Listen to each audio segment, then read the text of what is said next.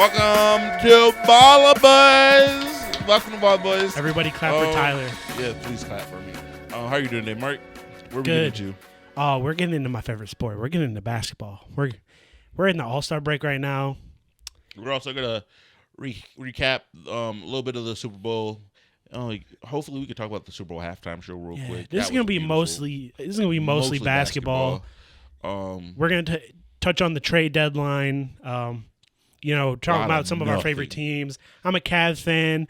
Tyler's a LeBron fan, so we're gonna talk about LeBron. And a Knicks supporter, not a Knicks fan. I'm a Knicks supporter. I support the Knicks. Also, me and Tyler are gonna go to a basketball game. Yes, we are. You want to start off with that, and then we can kind of lead into why we're going to this game.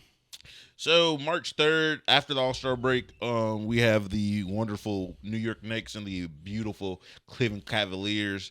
March 3rd in the Rocket Mortgage Fieldhouse? The Red Rock. The Red Rock. That's who calls it that? The Red Rocket. Do you call it? I've heard people call it the Red Rocket. I say I don't know enough, so I just have to take your word for it. It's Rocket Mortgage Fieldhouse. People call it the Rock for PG terms. Yes. I need to meet these people. I just need to meet them. That's good.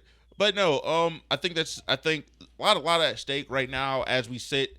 The Cavs are 6 games back. They're 5 games back. 5 games back from first place. They're sitting in second place. You have the New York Knicks, I think, firmly in fourth as we speak, and I think they're only they're a game, if not 2 games back from second. The Cavs lost a couple games. But no, looking at it, the Knicks are 4th. Yep, and they're 4 games behind the Cavs. So the Knicks are 33-22. The Cavs are 36-17. Okay. So again, a lot of games. Again, going to All-Star break. So that's gonna be a nice little break. Get a lot of these guys rested up. Yeah, and I'm particularly excited for this game because obviously we got the elephant in the room of Cavs lost to the Knicks last year in the playoffs. I'm just gonna break down the Cavs real quick. We did a lot of addition by subtraction by shoring up the rotation. Anybody who's not a Donovan Mitchell or a Jarrett Allen or a Evan Mobley or a Darius Garland, that has improved. Especially these young guys coming off the bench when injuries took over. So you got guys like Sam Merrill, guys like Dean Wade stepping up. George Niang dropped 30 in a game. I actually saw a stat. I saw a graphic on Instagram. It was games Jordan Poole had over 30 points and George Niang has more. That's hilarious. He doesn't have a 30-point game. What, this year? Or Jordan Poole, period. He doesn't have one this year. Yeah. George Niang has more 30-point games than Jordan Poole. I didn't have that on my bingo card at the All-Star break. Honestly, no offense. Jordan Poole does not like it in Washington. That's sad. That's actually sad. I feel like that's a sad thing. Watching any player lose their passion for the game that they clearly love to play. Because he left the best franchise in basketball for the second worst. He didn't have a choice. I'm pretty sure they traded him.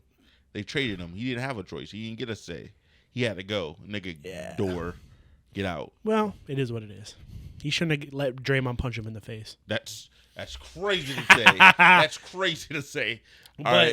Circling back though, I think the Cavs got beat up a lot last year in the paint because they were overusing Jarrett Allen and Evan Mobley in the stretch. Both those guys were playing 30-plus minutes down the stretch. I think they were averaging 35 minutes or so, and that was really bad. They got gassed. The big men, you had, what's his name? Mitchell Robinson having Dennis Rodman games, 0 points and 27 rebounds type shit. That's crazy. That's not happening this year. All last year, we saw our bigs get destroyed by just stronger physical bigs, guys like Valanciunas, guys like Vucevic, Zubats, even Clint Capella to a certain extent. They would just get out-muscled. But this year, I'm not seeing it, especially out of Jarrett Allen. Evan Mobley coming back from injury. He's got a different role. They're going to spread it out, let Jarrett Allen run around free within the 3-point line. Evan Mobley is shooting really good from 3. I think last time we talked, he only had a couple games, a couple really good games, and some games that he had 0. But now he's kind of evening out. He's averaging around upper 30s, lower 40% from 3. Not a big sample size, but encouraging that he's hitting these corner threes. It's going to open up and make people at least think about it. I feel like my thing, especially with the Cavs, is I'm not really concerned or like. From what perspective? What do you mean concerned? I'm not concerned. I think that they've shown in these past few years, especially since the Donovan Mitchell trade, that they can be a good regular season team. Again, a lot of the work that this team is going to have to make is going to be in the postseason. Yeah, and so I mean they're trying to address the issues. Well, yeah, This is what I'm seeing, because like we're in a similar spot to where we were last year, where the Cavs heated up right before the All-Star break, and then they kind of fall off a cliff. I'm not thinking they're going to fall off a cliff. I think they're going to come back down to earth. They're not going to go 18 out of 20 right out the All-Star break, but I don't think they're going to crash because they got the teams healthy. Last year, they lost a bunch of guys towards the end of the season because they were overusing minutes. The guys like George Niang and Max Strus increase your rotation. Sam Merrill. Those guys. Isaac Okoro's playing really good this year. Isaac Okoro's jump shot is almost reliable. He's shooting. It's crazy. He's shooting. I understand what you're saying. From the 3, he's shooting around 35%. So that's league average. Before that, it was like 20, like 27%, like really bad. But I mean, his corner three's coming around. It's going to open up driving lanes for him. It's going to open up. Donovan Mitchell. We need to talk about this man. He has been on fire. Especially with Garland out when he had to run the offense. This guy has been playing lights out basketball, single-handedly taking this team and handing them 20-point leads. Yeah. I would say, again, I feel like a lot of this kind of reminds me of Donovan when he was in, like, Utah. Yeah. Like, they would have, like, really good regular seasons, and then that first, second round, they may get to the second round, then they get bounced. So again, I feel like a lot of the things that I want to see is you're not going to see it until they're put in that situation and they're pit against some of these teams. So I feel like I do think that's going to be, hopefully, if everything goes right, they probably would only drop. They either stay at the second, if not stay at the second, maybe drop down to three, maybe. But who knows? I see no reason why this team does not make it to the second round as it is going right now. But to be fair, because no offense, unlike in the West, a lot of those bottom half teams, there are a lot of killers in those bottom halves. You have the Warriors in that bottom half. You have the Lakers, who I feel like are probably going to bounce back and do. The Warriors are playing ball right now. Yeah. They just took their terrible record and now they're above 500. That's hilarious. They're above. They've won. They've had a similar win streak to the Cavs. I think they won like 16 out of their last 20. Yeah. They're playing ball. So again, speaking of, I was watching ESPN last night. ESPN had 2 great games. I watched the Cavs game because I'm a Cavs fan. Right after that was Warriors and Clippers, and that also went down to the wire. So right after I watched Donovan Mitchell single-handedly lead the team, win a game that they probably should have lost in retrospect to the Bulls because they were just not hitting shots. Yeah. Like that was one of those games where they had to grind out in the second half, and they did. Kobe White was shooting lights out. Never expected that. Guy, he's probably hands down most improved player in the league so far. So back to my point about what I was saying about the West and like the bottom half. So right now in the first seed you have the Wolves, 2 seed Thunder, 3 seed Clippers, 4 seed Nuggets, 5 seed Suns, and at the 6th seed you have the Pelicans. Lots of movement in the West too. Yeah, the Clippers were the 1 seed for a second and then they dropped. I really don't trust the Pelicans. The Pelicans aren't a trustworthy team. They're young too. Lots of unproven talent. So. And then you have the Mavs at 7, you have Kings at 8, you have the Lakers at 9, you have the Warriors at 10. and was it the top 8 teams go? So if I look at it, I can easily see in a scenario to where the Kings could easily maybe not the Kings. The Kings are scary.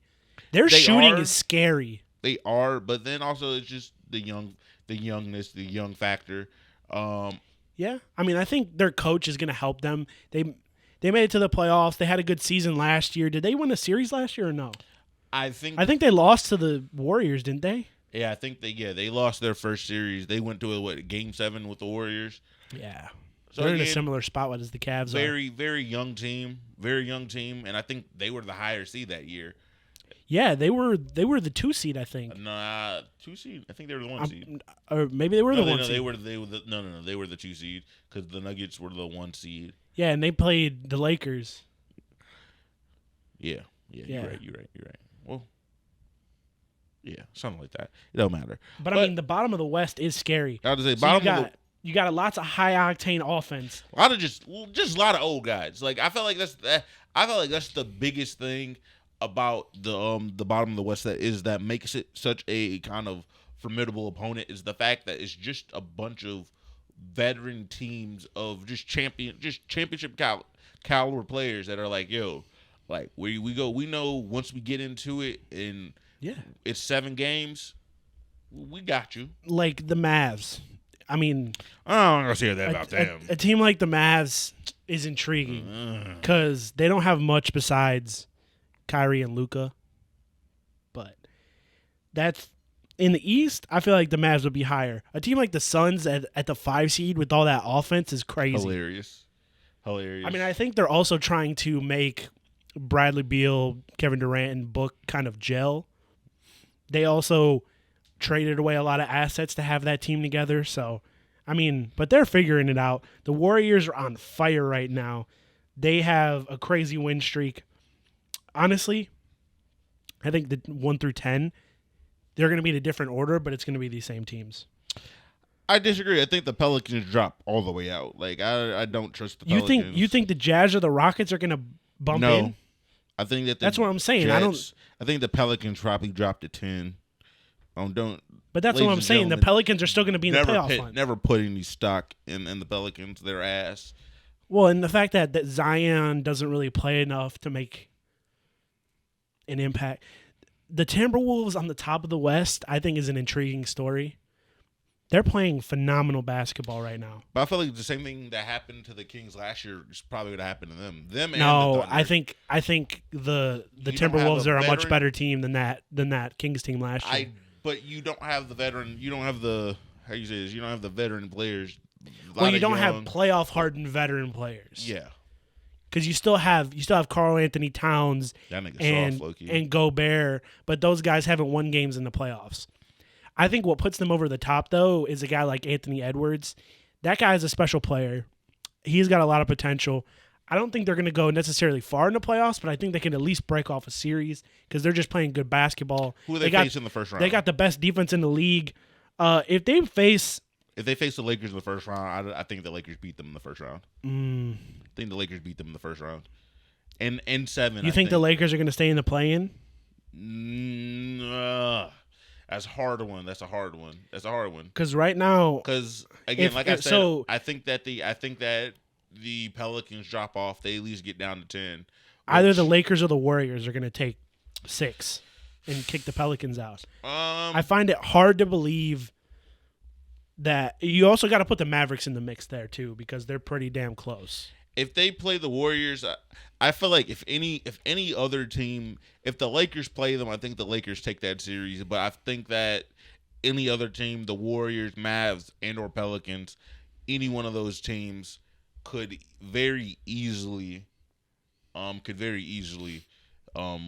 to the Timberwolves. I also think the Thunder might lose because they got very likely very young. They're younger than the Timberwolves, even less experienced.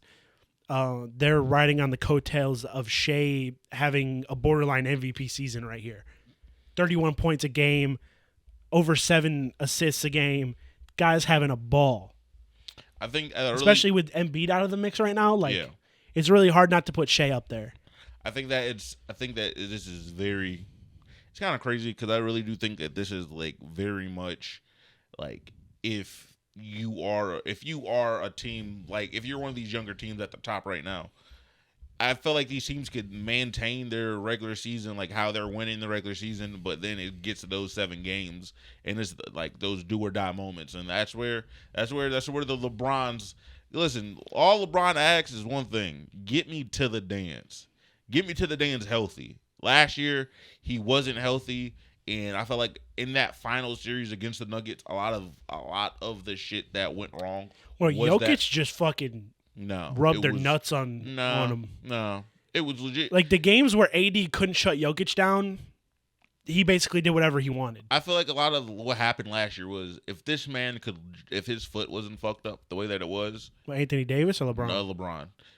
I think they take that serious.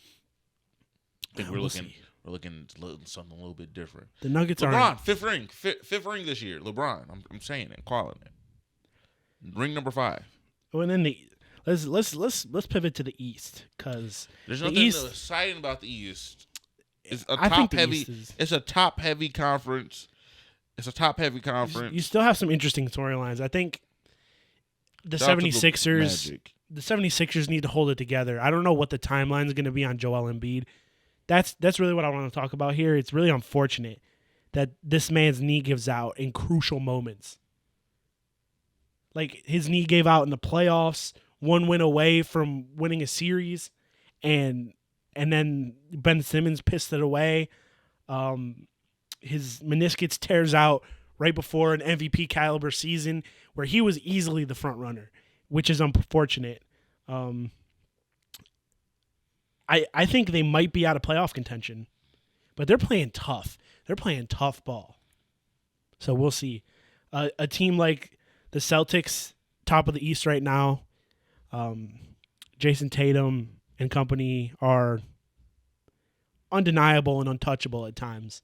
It's really hard to justify somebody losing or beating the Celtics in a 7-game series. I don't see it happening. Yeah. They got so much firepower. Even like a team like the Cavs at the 2 seed or the Bucks or the Knicks, I don't see a team with similar firepower. I think that Porzingis trade really put them over the top.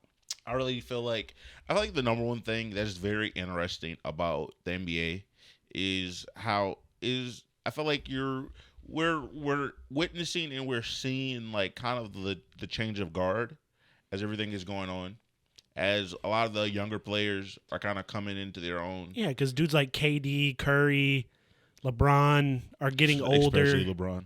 Yeah. Curry's not like getting to retirement, but he's in a new stage of his career where he has to play different. Klay Thompson looks like a shadow of himself. KD isn't he's still a great scorer, but he's not the athlete he once was. Yeah. You know, there's a lot of it's going to be Giannis, Jason Tatum, like what? I wouldn't even just say like Jason Tatum and them. Devin Booker, you also have to include him in that. I mean more of the Shea Alexanders, the Anthony Edwards, the Jonathan Kumingas of the world. Jonathan Kuminga. I know he's playing good ball, but you put him there. You give him the guard for the. I'm not putting him in that conversation. I'll put him in there. He's a fine player, but even another one that he's probably not quite there yet, but I think that he will get there. I think you have to mention De'Aaron Fox and Sabonis. De'Aaron Fox has been doing this for a long time. He has. I was watching both these dudes have been on losing teams for a really long time. How do I say this? I was watching. I don't know if you know Christopher London, but I remember I think it was like the first or second year that De'Aaron Fox was drafted to Sacramento. That he was like in YouTube videos with Christopher London and then just watching it, and then faded away because he was like nothing in Sacramento. Was happening. Yeah. It was really no fault of De'Aaron Fox. He was in Sacramento. And then not watching damn, I used to watch this nigga be in these YouTube videos and play 2K with this YouTuber that I really liked. So It's like, damn, look at him balling now. He was low key. He's in the same situation as Dame, really. At least in this part of his career. Like seriously, or a guy like who was the guy who used to be in Charlotte, drafted the same year as Kyrie, Kemba Walker. A lot of people saw Kemba Walker as a guy whose career got wasted. I don't know. I feel like the East is a very top heavy. Like, if you aren't within the top 6, but I mean, it's very young too. It's very young. It's unproven. You got teams like the Sixers where Joel Embiid's not there. You got teams like the Pacers where Tyrese Halliburton being hot or cold equals what they're doing at the moment. But that's why I said that. But that's why that's why I was saying, like, again, it's very top heavy because all the teams underneath those the top 5, top 4 are young. They're inexperienced. They haven't been to the playoffs. They don't really know what it is like to like have to make in a sense, a playoff push. Yeah, and your experienced teams aren't playing good. Yeah, like your Miami Heats, they're doing what they do. Is it that they're not playing good, or is it that they don't have a lot to work with? They don't have a lot to work with. Like, ladies and gentlemen, again, it's great that the Heat made a Cinderella run last year to the finals. But is it just is that just what it was? Was it just a Cinderella run? Like, what teams do you think could possibly beat the Celtics in the East? The only teams I really give a shot. The top, like the legit, like Cleveland, New York, Milwaukee, and Philly are the only 4 I wouldn't teams. even say Philly because we don't know about Joel. If they don't have Joel, they have no chance. I think Joel will be back before the end of the season. I think Joel will be back in time for the playoffs. I don't think he's out for the remainder of the season. Well, they don't know. They're gonna reevaluate him in a month. I don't think that he's completely done. Playoff Heat team is. I don't give a fuck about the playoff Heat team. You aren't good in the regular season. Yeah, but motherfuckers keep saying that, but then they make finals runs, Tyler. Like, what do you? They made a final one year, nigga. 1 year. No, they did it the COVID year too. Okay. No one expected Jimmy Butler to make the finals. But I feel like they do. With the way that he's been paid his entire career. Jimmy expects it. Miami Heat fans expect it because they're one of the best run organizations in the league. They develop talent from nothing. Look at guys like Max Strus who get free agent deals because they have one good season with them. Yeah. Or the Caleb Martins of the world that have renaissance over there. Sadly. Udonis Haslem playing for fucking 25 years or whatever. Like, kind of sad because the Riley the Lakers really got finessed and they have fucking Gabe Vincent, and that nigga haven't played. Gabe Vincent. Look at exactly hurt. Like, as soon as they leave Miami, like, these guys don't play like they do in Miami. Oh, fuck them. They're a well-run organization. Pat Riley is really him.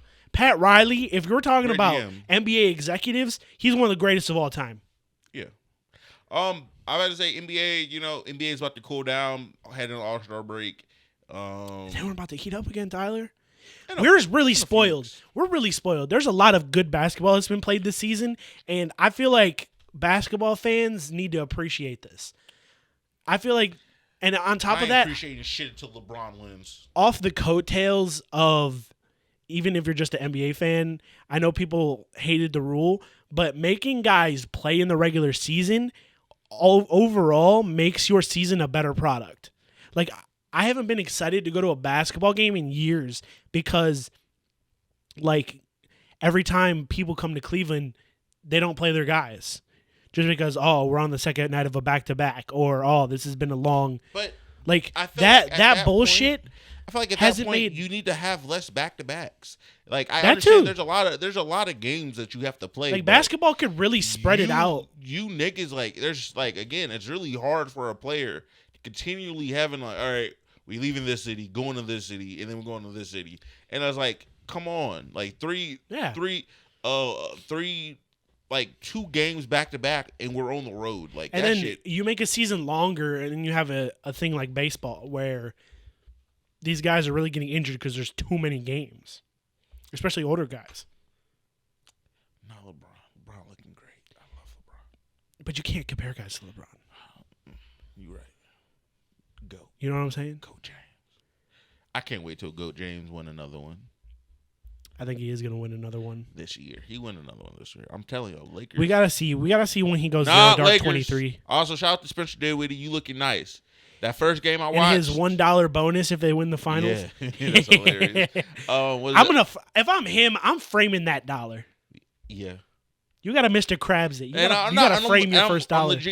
I'm legit going to the owner. Like, no, you have to give me $1. I want it in cash. Like, I want that dollar in cash. Like, I don't want a paycheck. I want that dollar in cash. Exactly. Because I'm going to, like you said, I'm going to get that bitch framed. That bitch is going. It's going in a shadow box.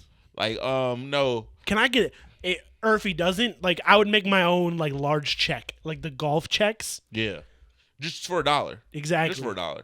I do think that it's kind of Spencer Dinwiddie. I watched that first game. The first game that he played, I think they played against the Jazz his first night. It was a really guy like good game. him, I'm surprised that guys like him are sitting on the couch. He wasn't sitting on the couch for long because he was on the Nets, and then they bought him out. They bought him out. And then, but I mean, when you buy somebody out, they were virtually sitting on the couch. Like guys that get bought out weren't playing usually. Like, no, he was playing. Like a Kevin Love a few seasons ago. He wasn't playing for like 3-4 weeks, and then they bought him out. It's usually because of the players disgruntled because of their minutes going down or their roles diminished or something like that, and it's after the trade deadline. So I don't know about all that, but I do know that he was playing this year, and I'm pretty sure he was a starter. I should know because I was betting on him. he was scoring sometimes. Hey, he was a lock. Like, hey, Spencer, we need to get timeout. Hold on, we are not advising gambling. Don't bet. Don't do that. Don't do that. Do not spend your money responsibly. Don't do that at all. Like, no. But no, I think that it's kind of funny. Shout out to that.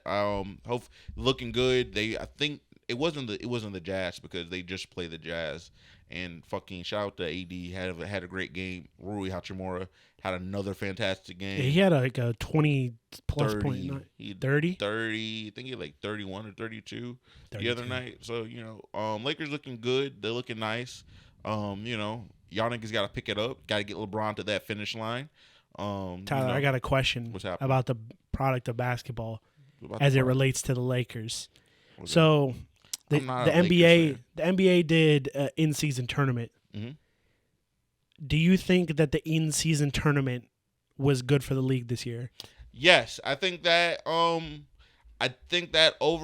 that the way that the fans their viewing numbers reflected that. Yeah, because guys were actually playing in the beginning of the season.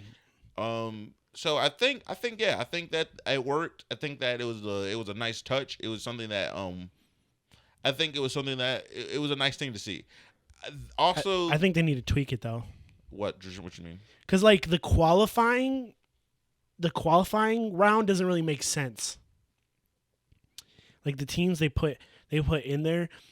It's weird because you got teams like if they're up by 30, but they're down points in the in-season tournament, they got to keep their starters in all the way up until the fourth quarter to gain points in the. It seems like you're being an asshole. Like JB Bickerstaff was like, guys, like I'm doing this for the in-season tournament. Like I'm not trying to run up the score on these guys, but we're down 5 points on the group to make it to the next round. Like you know what I'm saying? It seems like you're being a bad sport and you're a piece of shit head coach for it. Fuck that. No. I feel like this is my thing, right? This is my personal opinion. If you want to run up on an opponent, you should be able to. Nigga, stop me. If you can't stop me, nigga, I'm running this bitch up. I think the biggest mistake was so they split up these. They just put games in the schedule and designated those as in-season tournament games. They didn't play them all their in-season tournament games back to back to back to back. Like you could play a regular season game and then after that play an in-season tournament game and then everybody's done by a certain date. If you set all the in-season tournament games to be back to back to back to back, I feel like it'll be a lot more competitive and you just have more qualifying games. to make it a similar length. I feel like people would think that that's just a crazy thing to say, but the reason why I think the Lakers could win the title this year is because they won the in-season tournament. I think that was a very similar to like a lot. You think LeBron wanted that in-season tournament banner? I think that I feel like if anything, I felt like LeBron wanted to see how this team was going to be this year, and I felt like that early start really was. I felt like if anything, that showed all right. Like when we put our minds to it, we put our foots on niggas' necks, we can do it. We can achieve what we want to achieve, and we can get to the places that we want to get to. So I do think that more than anything that them winning the in-season tournament showed, all right, this team, once we're committed to doing what we can do, we can reach the places we want to reach. And I think especially the elimination round, it felt like playoff basketball early. Yeah. You had playoff atmospheres in these stadiums. You had fans going nuts because there was something to cheer for. It's not just a 1 of 82 regular season games. You know, it's not a 1 of 41 home games that you have. Yeah. It's for something. So, I mean, and on top of that, like, for me, I'm just an overall basketball fan. I know you're a LeBron fan and all, but the more competitive basketball games I get to watch, the better. I'm a happy NBA consumer because I consume everything around the NBA. I watch as many games as I can, as many teams as I can. I would say this, still talking about basketball, but kind of transition a little bit. I just want to give a very big shout out to the Ohio State's women's basketball team.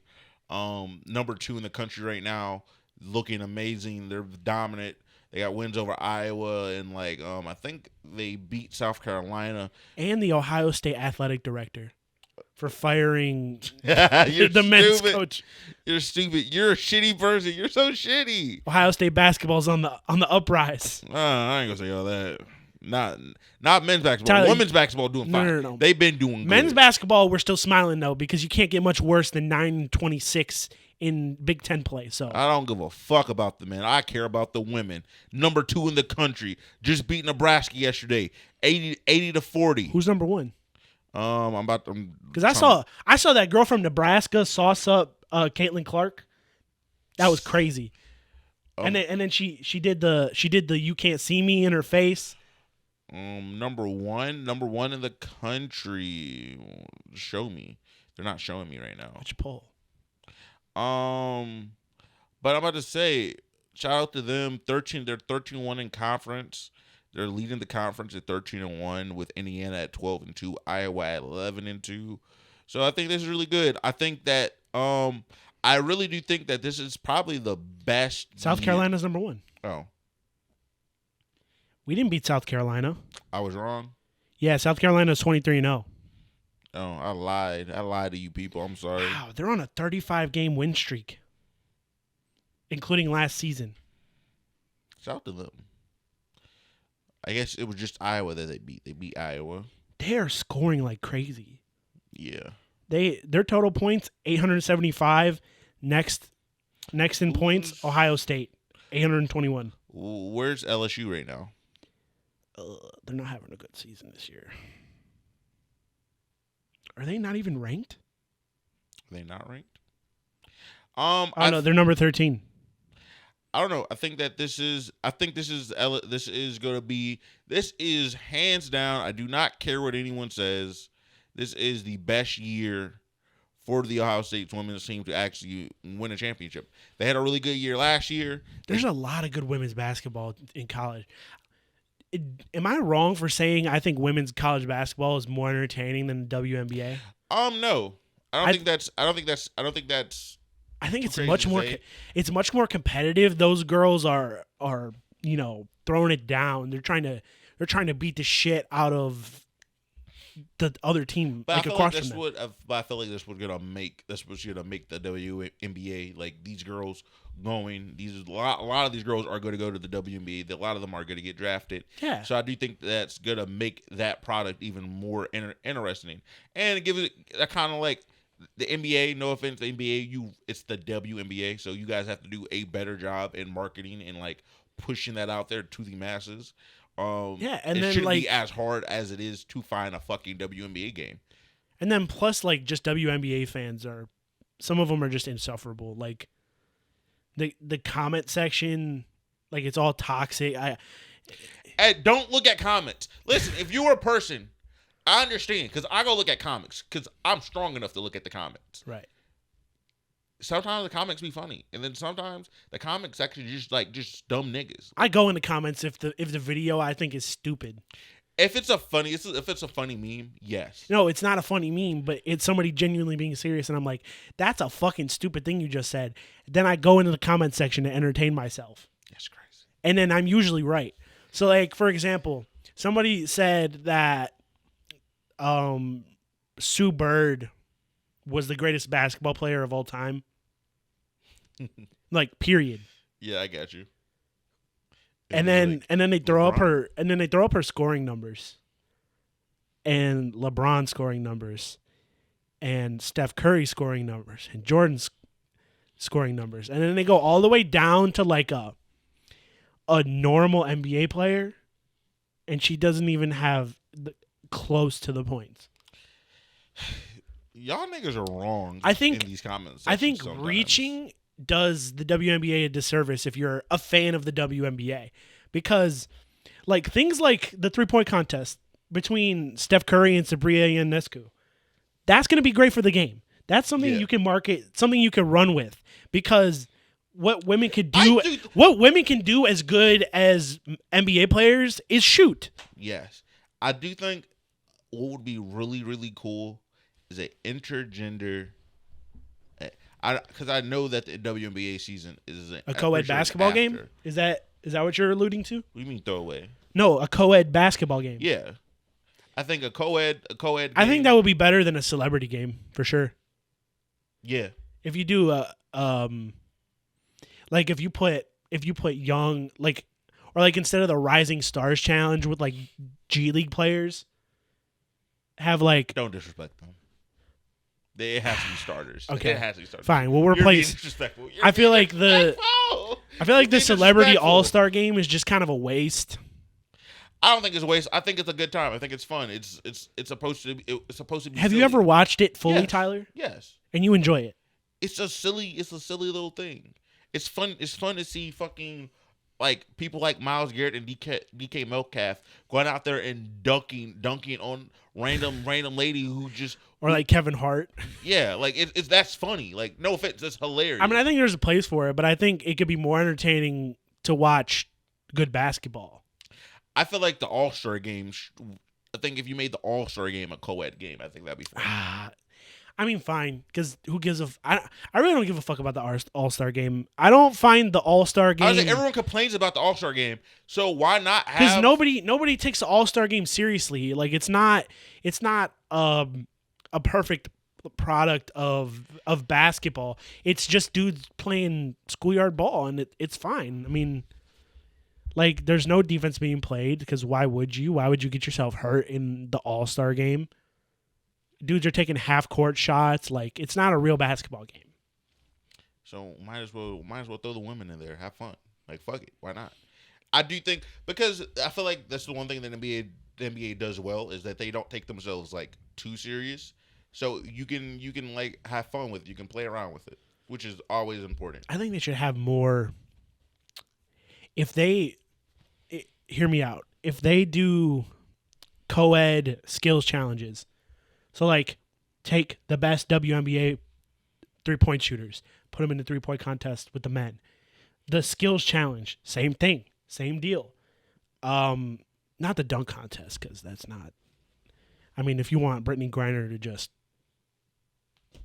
like fine, but you're a piece of shit. Jesus Christ.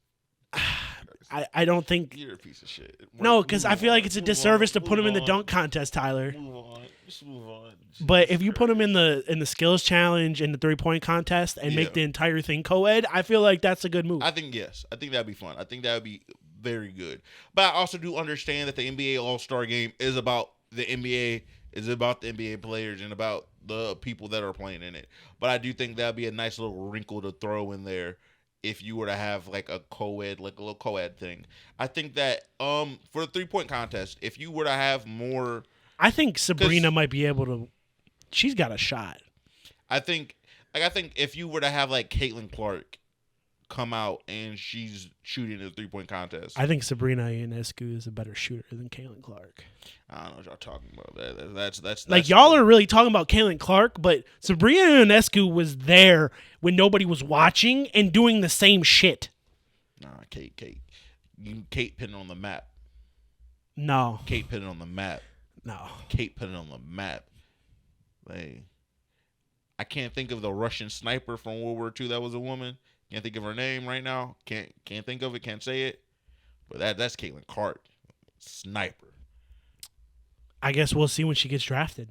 This is potentially her last year, right? She's a junior, so she can go. I'm a female basketball player, nigga. I'm going to college for my 4th year, getting my degree. The fuck are you talking about? I mean, she could also just get her degree while making a WNBA wage. No. Do you think? No. Do you think she makes more money in NIL than a WNBA contract? Probably, yeah. I think they all do. I mean, and this is not. I think she might have. This is not the shit on the women. I really don't think that the money's there in the WNBA, but you're going to make a shit ton of money on commercial and advertising. No, I think they do bad at marketing themselves. I think the NBA does bad at marketing the league as a whole. Yeah. I think the NBA, well, because it's an afterthought, or even the players marketing themselves. Like, who's that girl that's on the New York Liberty? Which one? Where Caitlin Clark just broke her record. What's her name? I don't even know her name. See, but then again, a lot of that is also because of the is the league. The league doesn't do a good job at marketing their players. I also think like when they do push it feels like shoving it down people's throats. Like if I see a Caitlin Clark highlight, it comes up naturally because those are good highlights. It seems like sometimes the NBA just buys ad space on the ESPN Instagram and puts up a bunch of WNBA highlights. And then there's like a women's WNBA page. There's just a woman's. First off, that makes sense. Like, it's its own product. Yeah, but like when you post it on the main ESPN page, you got to put good highlights out there. But there's also just a woman's ESPN page where they just push women in sports. Right, but what has more eyes? Why it's the ESPN page. Yeah. So when you post women's that's why the ESPN, WNBA on the main page, you have to put good shit out there. But that's why to get people interested. But that's why they what is it? They collab post. Yeah, but it's not the best product that they put out there. They just do it just to do it. It seems like. I'm very excited for the Olympics this year. Well, not as much as we're gonna be for the LA Olympics. I love the Olympics.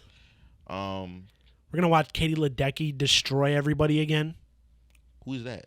Katie Ledecky is the greatest women's swimmer of all time.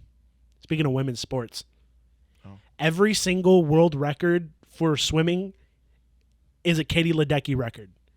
She is the woman Michael Phelps. Like literally, like even more dominant than Michael Phelps. I think that. Oof.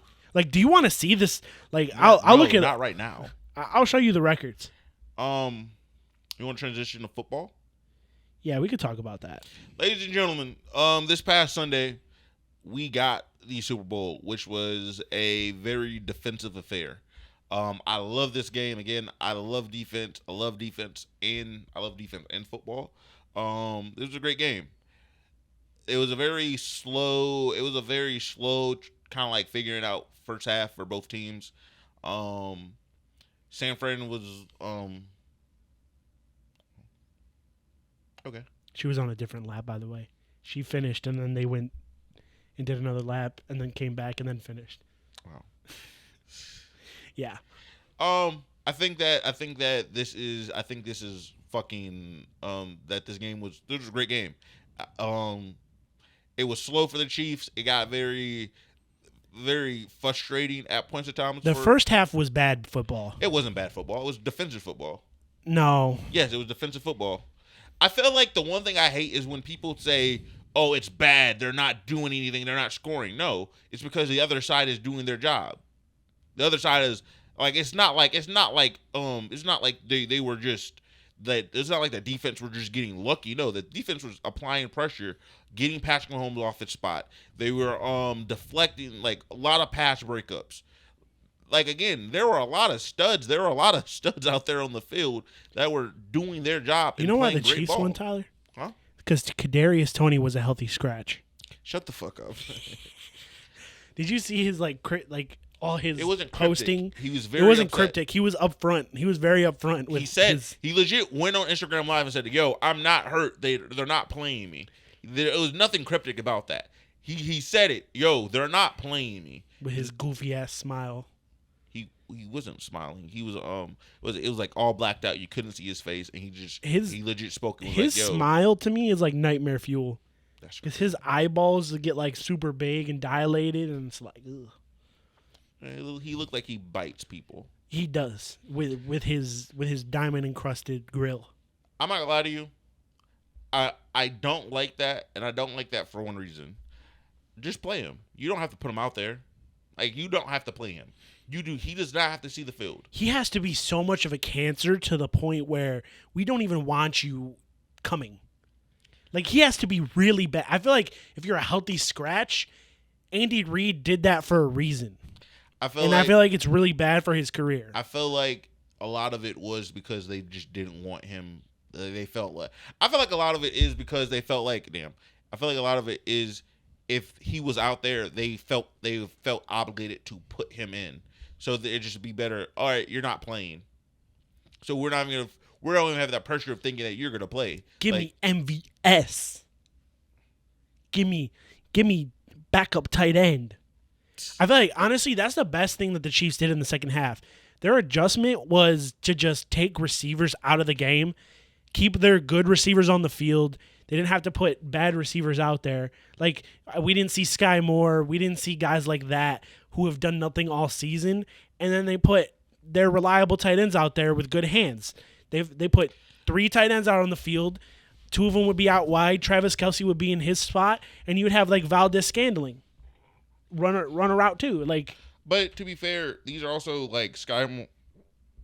With who you're talking about, Sky Moore and Kadarius Toney, these are players that you won you a Super Bowl last year. Like, they both scored in a Super Bowl last year. Yeah. And for it to be that bad from last year to this year that those guys are just not usable and that you just can't use them anymore. Yeah. I feel like this really speaks a lot more about the coaching staff than it does about those players. Something's going to happen. Yeah, the Chiefs are going to have to spend a shit ton of money on a free agent receiver and or just give up a bunch of assets to get a smart. I think they're just going to draft more receivers and fire their wide receiver coach, if anything. If you're the Chiefs, what is a first round pick? I'm gonna be honest. What are first round picks? They are nothing. They are garbage. Spit on those bitches. This is a deep receivers draft. If I don't care, nigga. I don't care how deep it is, nigga. They can't afford. No, they can't afford. Mark, yes, they can. No, they can't. I'm giving up 3 first rounders. I'm drafting Marvin Harrison if I'm the Chiefs. I mean, then everybody just might as well. Everybody just might as well drop their controllers. I don't need nothing else. Andrew Berry, drop your controller. I don't need nothing else. Steelers, don't even bother trading for Justin Fields.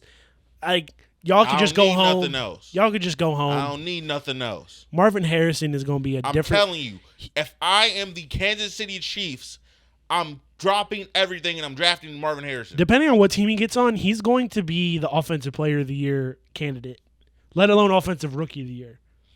Listen, I'm telling you, I don't give a fuck. That guy is too nice. I do not care. If I am the Chiefs, I'm drafting Marvin Harrison Jr. If you could draft out of high school, he would be one of the few you could get out of high school. I wouldn't say that. I feel like that's going a little bit too far. No, I think that's going a little bit too far. He's so polished as a player. He could have gone to the league. I think you're bugging. Yeah. I think you're bugging. You're not saying play him immediately because his body's not NFL ready, but I think that if you're the Chiefs, second round picks would be good enough. You don't need first round picks. Sacrifice all that shit. burn all that shit down. And go get you the guy that you need. Go get you and then keep you. That's 5 years. That's 5 years control right there. Keep you your MVSs and your McCole Hardmans just in case you need them. That's fine. Also, if you're the Chiefs, there are a bunch of Ohio State receivers coming out. Like, I'm just saying, just keep them in your head. Can I say Xavier Johnson might be a steal? He just didn't get to play. It wasn't fair. We'll see. But I got a feeling about that guy. I think this game, again, back to the Super Bowl, I think that just it went how I expected. It didn't go how I expected. It did not go how I expected. I think the Chiefs winning, it's like no surprise. I don't think, I'll be very hard pressed to believe, unless like you're like a diehard 49ers fan. I don't know how you were like surprised how this game ended. Brock Purdy crumbling in the fourth quarter. Well, just wow! Imagine that. Didn't see that one coming. I'm telling you, Tyler. They put too much sauce on that Brandon Ayuk. Amazing catch against the Lions. Like, yeah. They're like, oh, he proved it. He could do game-winning drives now. Like, he's going to be unstoppable. You guys, he caught a ball off somebody's helmet. Now, he threw a pick there. Like, you don't stop it. Get some help. You need going in the offseason, I felt like something tells me more than any other offseason, there's going to be a lot of movement. A lot of trades. A lot of just... Especially in the AFC. There's a lot of quarterback play that's being squandered in the AFC. I don't think the AFC is moving anybody. Who's moving their quarterback? No, I'm not saying quarterbacks are moving, but a lot of teams with good quarterbacks have been underperforming in the AFC is what I'm saying. Who? You're going to see everybody that's not... Who's been underperforming? I think the Chargers are going to do a lot. I think they're gonna do their fucking hardest to make Harbaugh and Herbert. Terrible hire. I don't think we've really talked about this. We don't need to talk about it. It's not worth our time. Terrible hire. You got this coach who finally won in college football. I think this is a terrible hire. I think this is all you're doing is you're going to make Justin Herbert, who sadly signed a 5-year contract with you, you're going to make him leave. Yeah. Him either to leave or he's going to retire. I think Buffalo's going to do something here. You niggas are terrible hire. Yeah. This is a terrible hire. You should not have hired Jim Harbaugh. I don't know. Also, Michigan sucks. But I think the Bills are probably going to do something Stephon there. Diggs is gone. Gabe Davis's contract is also expiring, I believe. Gone. They're about to go through a true rebuild. Also, Mr. A. Rod, the bad man himself, Aaron Rodgers. That's another team. Back. The Jets. They got a lot of assets there. Nigga, hey, listen. They don't know where they go get money from. They just know they go get money, and they about to spend a ton of money.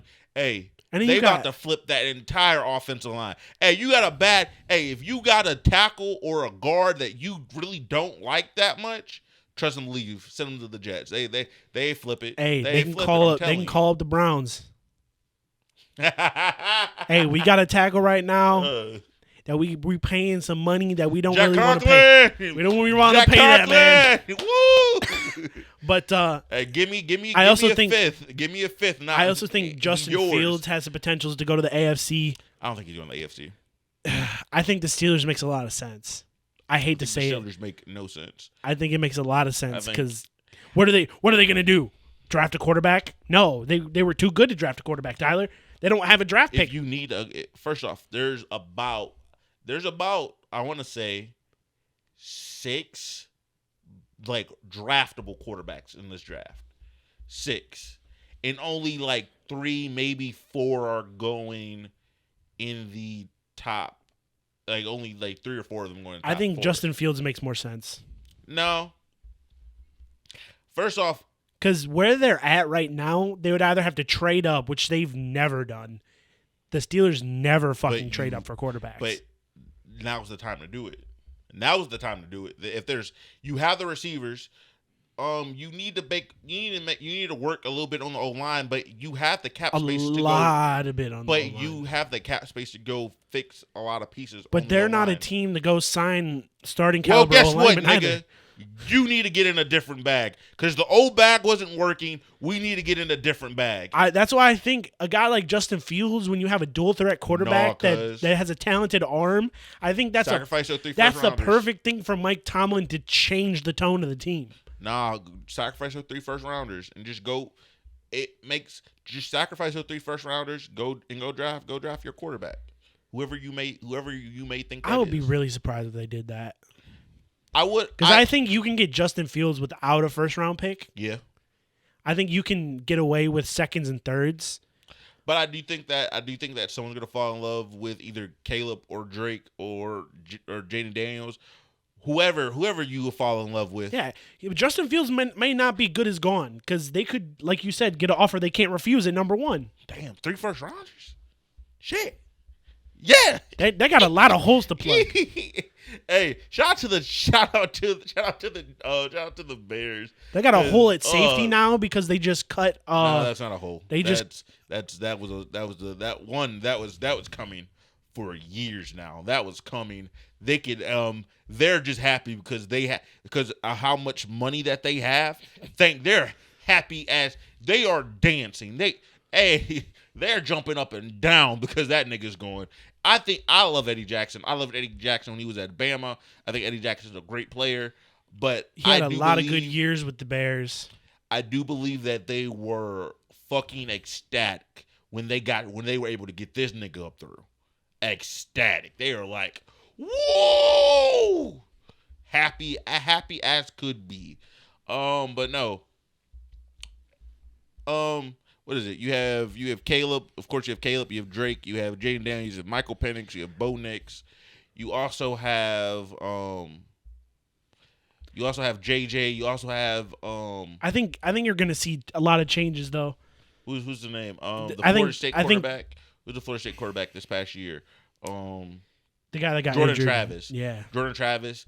That's like 7. Spencer Rattler, I think, is another really good quarterback. That's 8. I don't think he was Spencer Rattler. Spencer Rattler is really good. He's not going in the first round. He's not going in the first 2. But Spencer Rattler is somewhere around that 3rd, 4th round. I think he goes. Free agency is going to be really tough. Free agency is not that tough because no, it is going to be tough because you got teams that are trying to make their quarterbacks work. There's a lot of teams that think they're in win now mode. Who? Or like the only team I know about is my Saints. My Saints in the AFC. Browns. In the AFC, the Texans are in win now mode right now. But that's all that I is. think they want to speed up. I think the Jacksonville Jaguars need to. They need to look themselves in the mirror. If they do anything like that, I'm sorry for saying that word. I mean, guys. they gotta make a decision on Trevor Lawrence. The decision is not to make a decision. I think they're I think they're right where we were right before Baker Mayfield fucked up his shoulder. Where it's like, this guy's had some good seasons, but it's like, can we win with this guy? Don't give him money. Don't give him money. I think that. And then the Colts. What do you mean? The Colts they're nowhere in. They got Anthony Richardson, Michael Pittman. It's a second year. Michael Pittman is due for a contract. Good. I don't think they're gonna pay him. You can. I don't think they're gonna pay him. Okay, then let him walk and then go draft more receivers. That would be a nice pickup for the Browns. I don't think the Browns. We can't afford him. I would just say I feel like we would have to do a couple of restructures. Shout out to the Texans. The Texans are about to buy it. If they're a receiver on the market, trust them to leave. They about to throw money at them. Receivers and DBs. What do you think the Broncos are going to do? I think it was draft a quarterback. Yeah, but do you think they're going to keep Russell Wilson on the roster? They're going to cut him. Where do you think he's going to go?